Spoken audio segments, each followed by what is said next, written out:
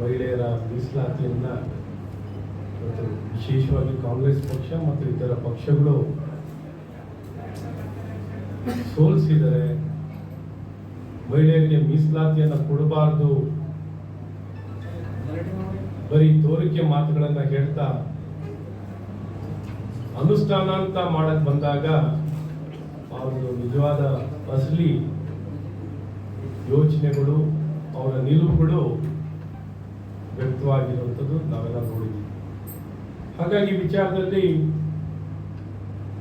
ಜನಜಾಗೃತಿ ಆಗಿರುವಂಥದ್ದಿದೆ. ಎಲ್ಲ ಮಹಿಳೆಯರಿಗೂ ಚೆನ್ನಾಗಿ ಗೊತ್ತಾಗಿದೆ ಯಾವ ರೀತಿ ತಮ್ಮ ಹಕ್ಕನ್ನು ಕಿತ್ಕೊಂಡಿದ್ದಾರೆ.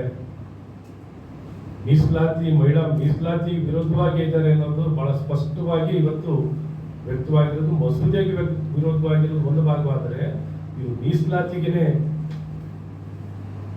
ವಿರುದ್ಧವಾಗಿ ಅನುಷ್ಠಾನವಾಗಲಿಕ್ಕೆ ಅಡ್ಡಿಪಡಿಸಿರುವಂಥದ್ದು, ವಿರೋಧಿಸಿರುವುದು ನಾವೆಲ್ಲ ಕಂಡಿರುವಂಥ ವಿಚಾರ.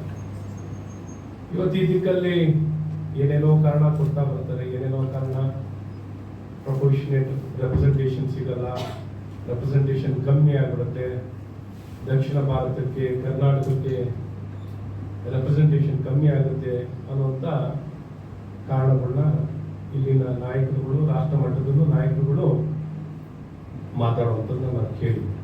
ಆದರೆ ನಿಜಕ್ಕೂ ತಾವೆಲ್ಲ ನೋಡಿದ್ದೀರಾ, ಬಹಳ ಸ್ಪಷ್ಟವಾಗಿ ಪಾರ್ಲಿಮೆಂಟ್ ಅಲ್ಲಿ ಸ್ಪಷ್ಟವಾಗಿ ವ್ಯಕ್ತಪಡಿಸಿರುವಂಥದ್ದು ಯಾವ ರೀತಿ ರೆಪ್ರೆಸೆಂಟೇಷನ್ ಕಮ್ಮಿ ಆಗಲ್ಲ, ಇನ್ನೂ ಜಾಸ್ತಿ ಆಗುವಂಥದ್ದಾಗುತ್ತೆ. ಇನ್ನು 0.2%, 0.3% ಜಾಸ್ತಿ ಆಗಿರುವಂಥದ್ದಿದೆ. ಕಮ್ಮಿ ಆಗಿರೋದು ಯಾವುದೇ ರಾಜ್ಯಕ್ಕೂ, ದಕ್ಷಿಣ ಭಾರತದಲ್ಲಿ ಯಾವ ರಾಜ್ಯಕ್ಕೂ ಕಮ್ಮಿ ಆಗಿರುವಂಥದ್ದಿಲ್ಲ. ಅಲ್ಲೂ ಜಗಳ ತರಿಸೋದು, ಉತ್ತರ ದಕ್ಷಿಣ ಅಂತ ಒಂದು ಯಾವ್ದಾದ್ರು ಜವಾಬ್ದಾರಿಯುತವಾಗಿರುವಂಥ ಪಕ್ಷಗಳು ದೇಶ ಕಟ್ಟುವಂಥ ಕೆಲಸಗಳನ್ನು ಮಾಡೋದು ಬಿಟ್ಟು ದೇಶ ಹೊಡೆಯೋ ಕೆಲಸಗಳಲ್ಲೇ ತಮ್ಮ ಆಲೋಚನೆಗಳನ್ನು ಕೀಳ್ಮಟ್ಟದಲ್ಲಿದೆ. ದೇಶ ಹೊಡೆಯೋ ಕೆಲಸ, ಮಹಿಳೆಯರ ವಿರೋಧವಾಗಿರುವಂಥದ್ದು, ಇವೆಲ್ಲವೂ ಅವರ ಮಾತುಗಳು ನೋಡಿದಾಗ ಬಹಳ ಸ್ಪಷ್ಟವಾಗಿ ವ್ಯಕ್ತವಾಗುವಂಥದ್ದು. ಯಾವುದೇ ರೀತಿಯಾದಂಥ ಈ ಒಂದು ಹೆಚ್ಚುವರಿ ಡಿಲಿಮಿಟೇಷನ್ ಅಥವಾ ಸಂಖ್ಯೆಯನ್ನು ಜಾಸ್ತಿ ಮಾಡುವಂಥದ್ರಲ್ಲಿ ರೆಪ್ರೆಸೆಂಟೇಷನ್ ಅಲ್ಲಿ ಯಾವ ಅನ್ಯಾಯವನ್ನು ಆಗಲ್ಲ ಅನ್ನೋದನ್ನ ಬಹಳ ಸ್ಪಷ್ಟವಾಗಿ ಪಾರ್ಲಿಮೆಂಟ್ ಅಲ್ಲಿ ಹೇಳುವಂಥದ್ದಾಗಿದೆ. ಹಾಗೆ ಇದ್ದಕ್ಕಿದ್ದಾಗೆ ಬಣ್ಣ ಬಯಲು ಬೇರೆ ಬದಲಾಗುತ್ತೆ.